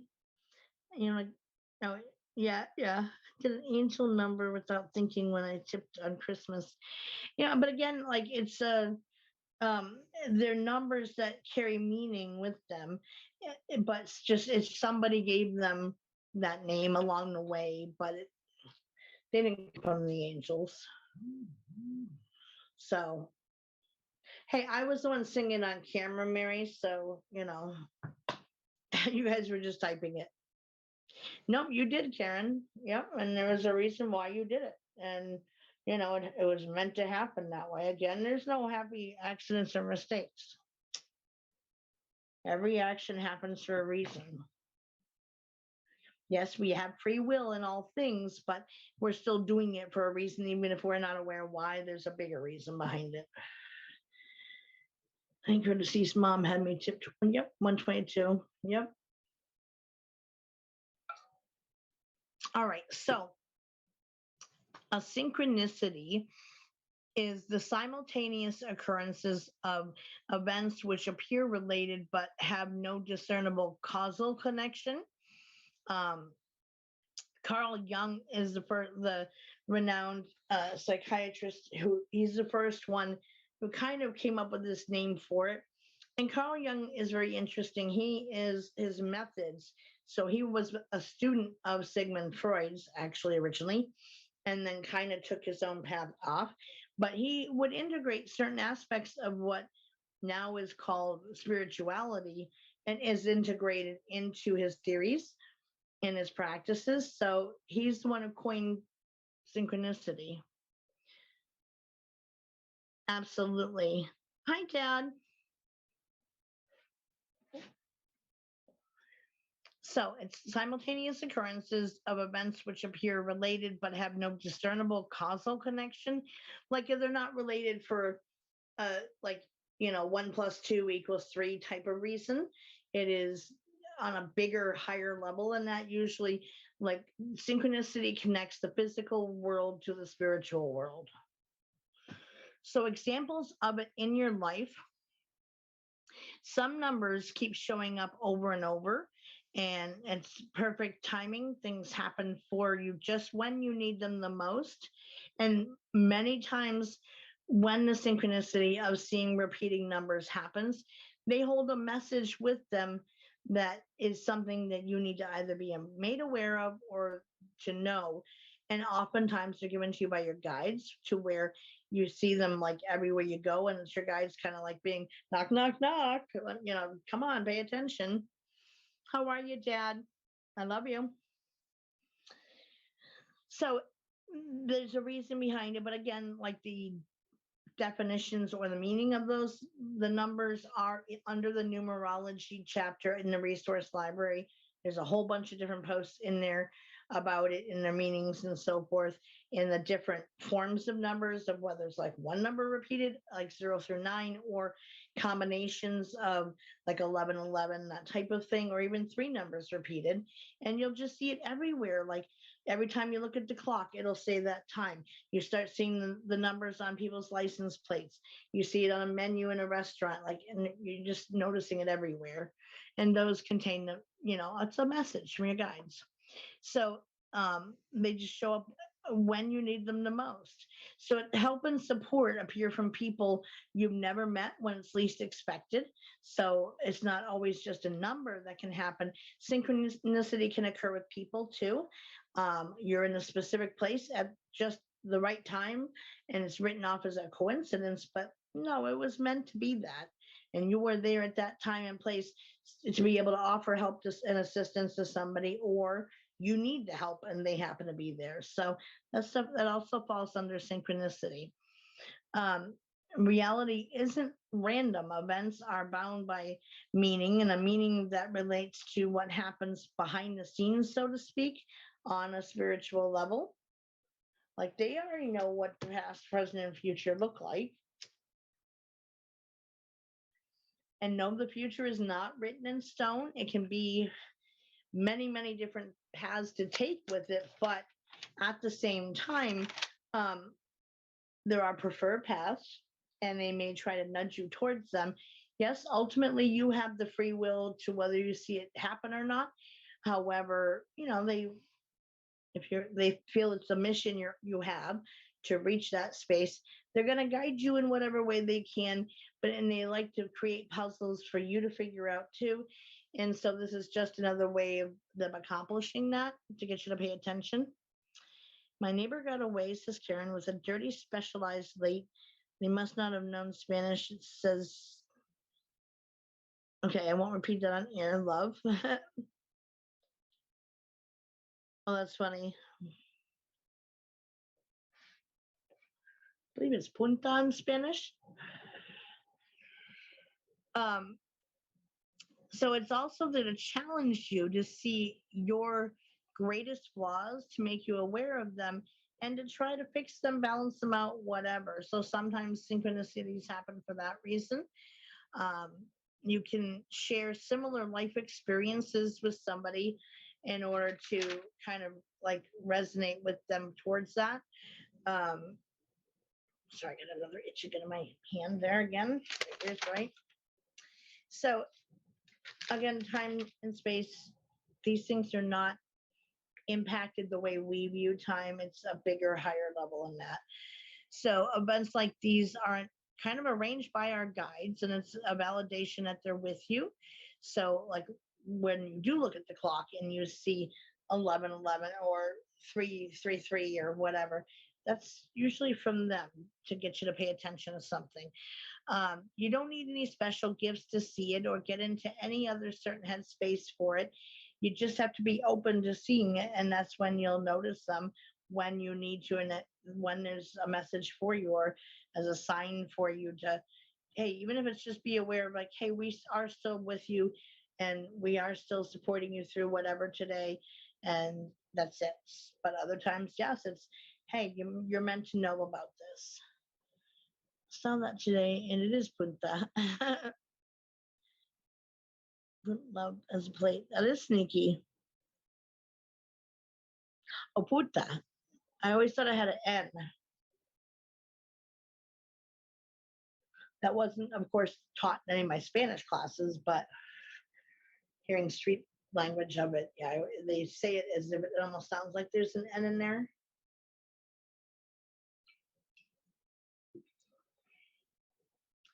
So the Pythagoreans, way back in the 6th century, they were the first ones to make popular the idea that numbers aren't just math symbols, but actually carry spiritual significance. I don't think they're the ones that called them angel numbers, but they're the first ones who looked at them from that perspective of having spiritual significance. So, for example, the number 4. Native Americans, they consider 4 a sacred number. You have the 4 directional for the winds.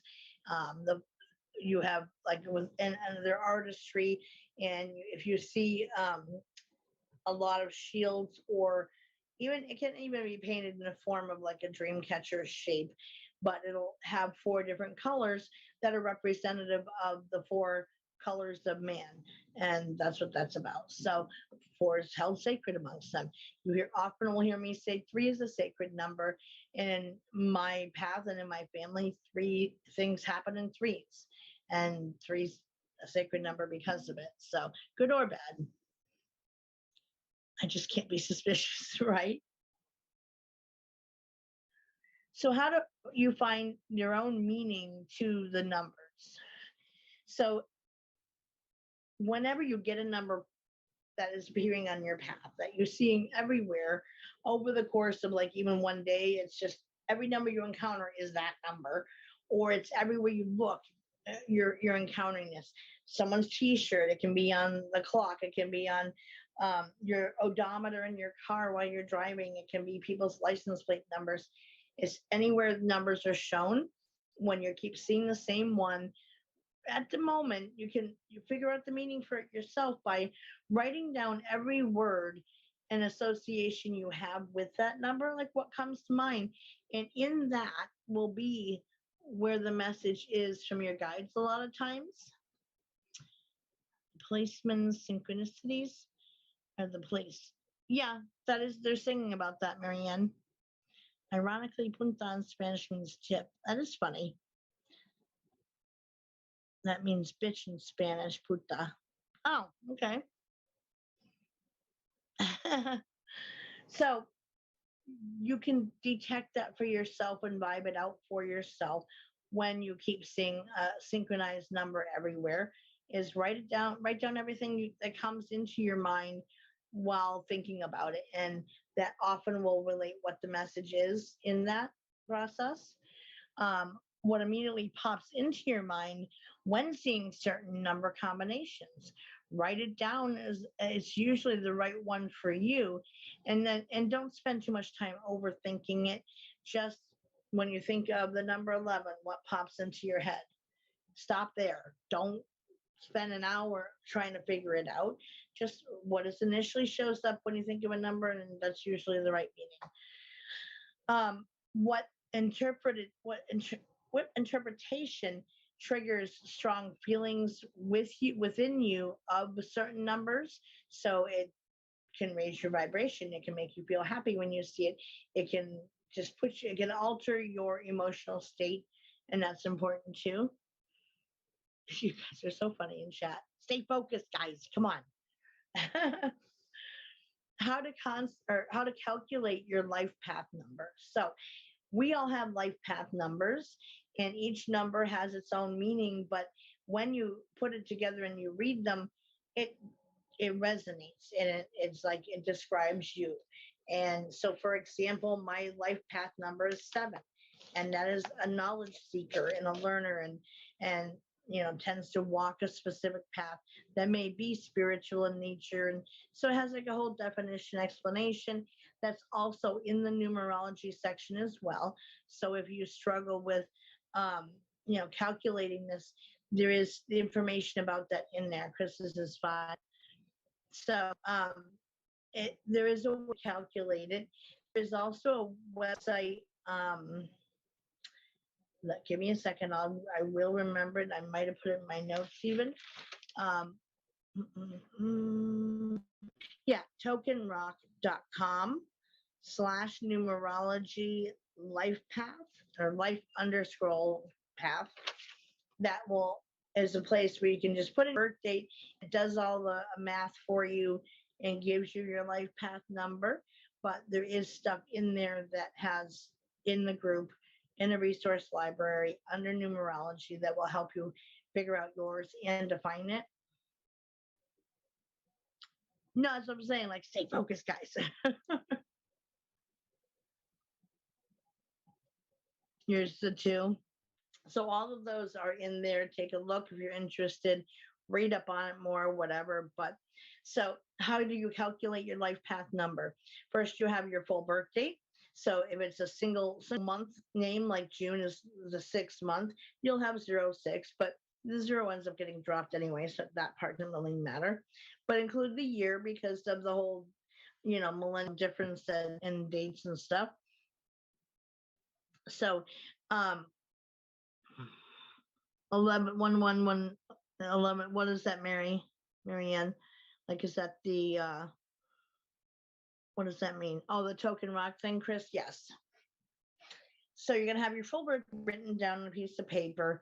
You're going to reduce the month, day, and year down to a single digit number by adding them. And I remember when we presented this the first time, there was so much confusion on how to do this. And it really doesn't have to be that hard. So I use my own birth date, for example, and I know, here it is, a pen to use as a pointer. And it's going to be backwards to you, of course, because it's on the camera, but you'll see how it's laid out anyway. Oh, all you see is 1111. That's in the group, in the resource library, if you want to look it up, Marianne. I've been seeing 444 on the clock daily for about a week.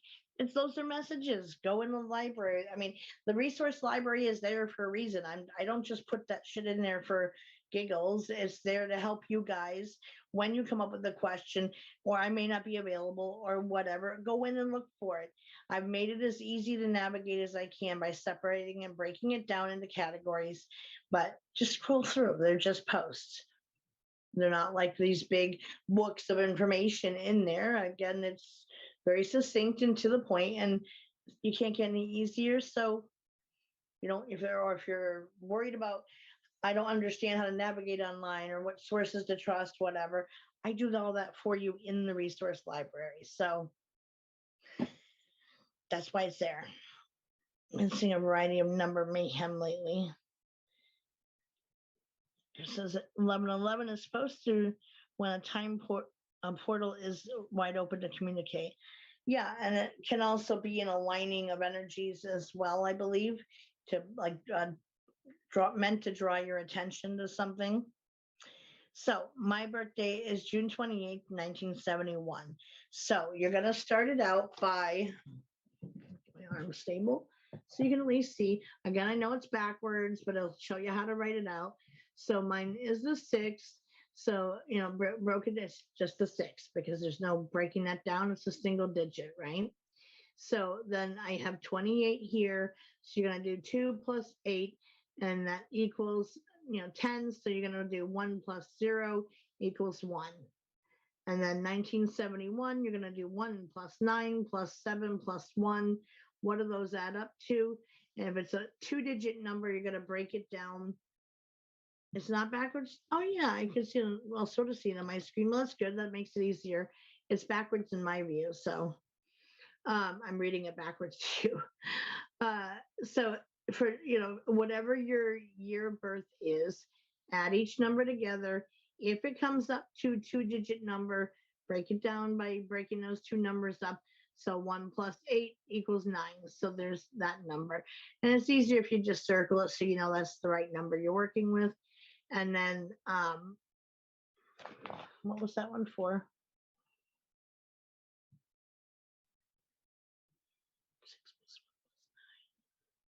Oh, okay. I see what I did. Sorry. So down here is where I added all of those numbers together. And that's so, you know, the 6 from up here is here, the 1, the 9, and what those add up to for me was 11. And then, you know, breaking that down further, and that brought me down to 7 as my number. So do it for your own birthday, but that's how you break it down is one, you know, each number, adding it into itself, and then reaching that at the end. At work, patients are assigned numbers, and I'll assign the next number, and it will be like 5, 15, 15, 51, 500. You know, I actually have a lot of those in like my personal information stuff. There'll be like a sequence, like one of my numbers, and I'm not going to say which one, obviously, but has a lot of 6s in it. And I was born in the 6th month of June. So there's like a bunch of them in there. It can have your date of birth, like a day of your birth in the numbers. Phone numbers will show up like that too. And you shouldn't break down the 11 because it is a sacred number, is what I read. Really? Interesting. Well, I mean, the number 7 did fit me, so I went with that. But, and like one time I was talking with Deb in a group, and we were talking about phone numbers and stuff. And as we're talking, it kind of dawned on me that my cell phone number, once the numbers are rearranged, it contains every number 0 through, wait a minute, up to, I think, the number 8. So 0 through 8, every single number is there. It's just in a different order, which I never noticed along the way. But yeah, when we reorganized them, that made every single number is there. So, I mean, what are the chances of that? As we go up in numbers, I'll get the 666 patient. So I understand how you got 7 out of 11. So back here, 6 plus 1 plus 9 equals 16. So 1 plus 6 broken down equals 7. I mean, I may have misread it because it was backwards on my screen, but it was, that's what the numbers were. So taking each of the numbers of all my numbers broken down. So my birthday month is June, so that's the number 6. My date of birth is the 28th, so 2 plus 8 breaks down to 1. 1971, 1 plus 9 plus 7 plus 1. and then adding all those together, and then 1 plus came to 18. So 1 plus 8 equals 9. And then so you add those numbers together. 6 plus 1 plus 9 gave me 16. And I think I may have read it as 11 on the screen because it does, the circle goes through the 6. So it looks like a 1. And then 1 plus 6 equals 7. The last 4 numbers, my phone numbers in order. Cool. Mine nearly is. There's only 1 number out of order in the last 4, but again, all 4 numbers, or sorry, all of the numbers in my phone number are 0 through 8 consecutive if you put them in order. My social security number is almost all 3s. Yeah, mine's got a ton of 6s in it, and that's my month of birth. So yeah, I think I misread it, Lori, is that because I'm here. I'll show you. So sometimes when I'm writing in a hurry, my 6s are made not distinctly, and the line kind of goes through that. So when it's backwards, to me, it looks like 11. So it's probably, just misread it. Like how I have to get really close to see how small it is on the camera. Well, but she's not telling the other numbers that are in there. Yours has lots of 2s. Yeah, is the 2 in your date of birth at all, Linda and Mary? Was born at 2:22. Wow. Oh, see more. Other one want to beat my mom up for delivering so quick. Oh, wow. Yeah, that's a lot of synchronicity. So that may be your sacred number overall.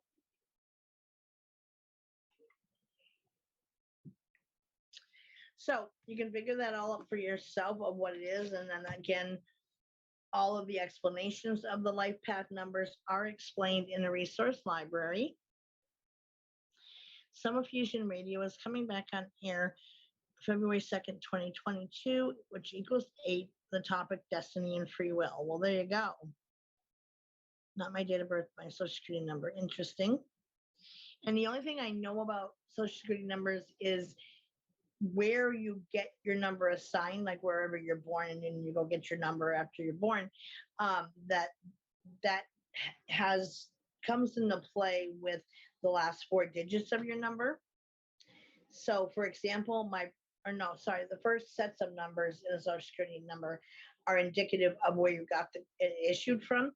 So I have 2 older brothers, and all 3 of us have the exact same digits, only our last 4 digits are different from each other, but the rest of them are all the same. So that's where that part of it comes from.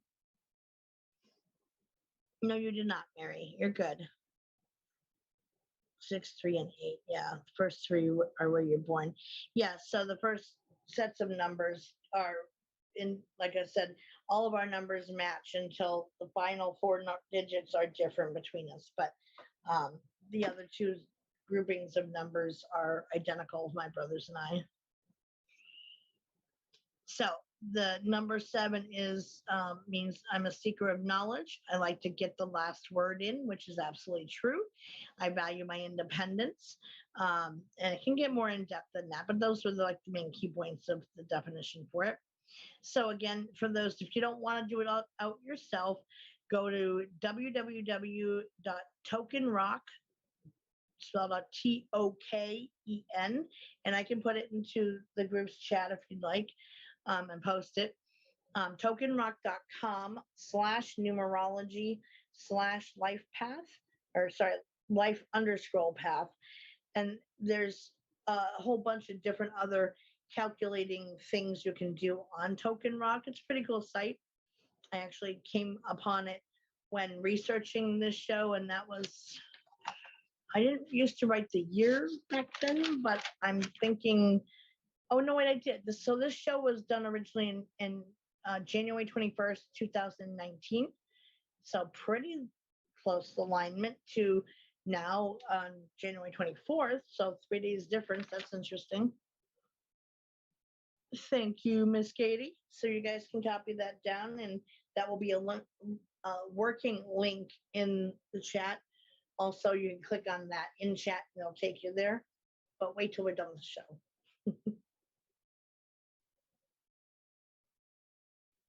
So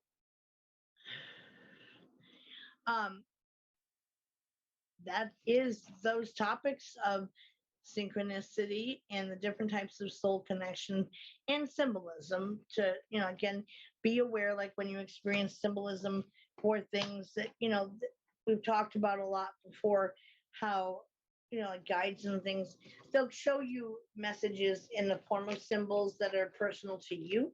So when you're looking for like dream interpretation stuff, yeah, there's tons of stuff out there online, and even psychiatric interpretations of dreams.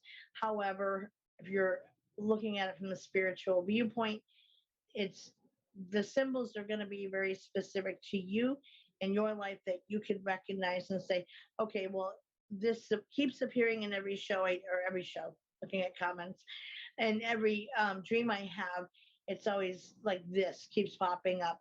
Well, then what does that represent to you? What does that object stand for? What does that building mean to you?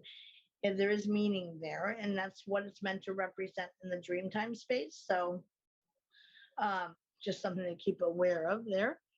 I love you guys too. So next week, the next topics in line with this book, this notebook, are we have witchcraft, shamanism, and indigo children. So we can cover those 3 next week. And yeah, that took 2 hours. I mean, we did hang out a fair amount at the beginning of the show, but that still scares me really bad. No, hey, you do have to worry about being scammed. There are so many out there who are low lives, who have no qualms taking advantage of innocent people all the time. And so it happens. And yes, you have to be worried about that stuff. And it's important to, don't give it up to anybody. So that'll be next week's topics: witchcraft, shamanism, and indigo children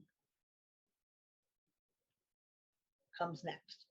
But then we have a whole nother backlist that's in here too. So we'll get through it all. But I didn't notice that when I was seeing what the shows were for, or the topics were for this week to do the show announcement stuff.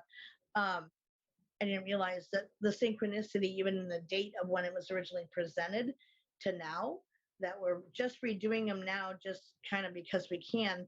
And the date of that of tonight's show lined up with the topic of numerology and synchronicities was presented originally on January 21st of 2019. So synchronicity.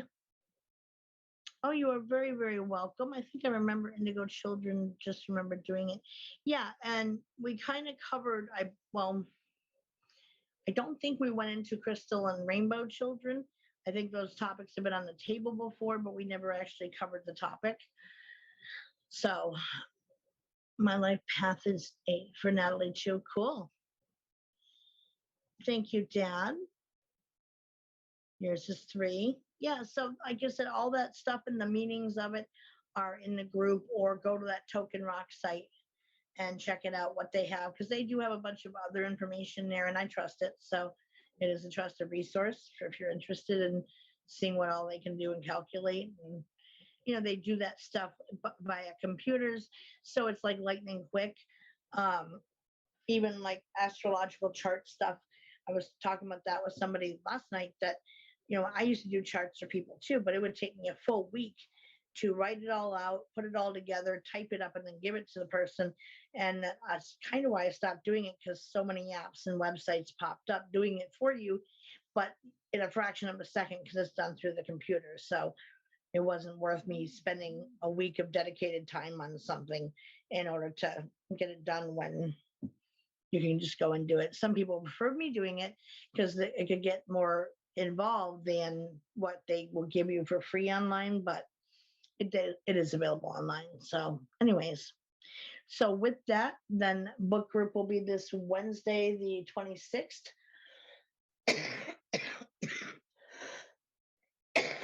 Sorry. And it's been so dry in here the last few days. I keep getting desiccated in my mouth and throat. We'll be reading what Katie shared. I must have missed something that Katie had said in the chat. So book group on the 26th, 8 p.m. Eastern. Anyone's welcome to come. And so if you want to come in through the group, rather than the event notice. Just again, that row of tabs on the left side, there's one marked, what is it? Rooms. Sorry, blanked on the name of it.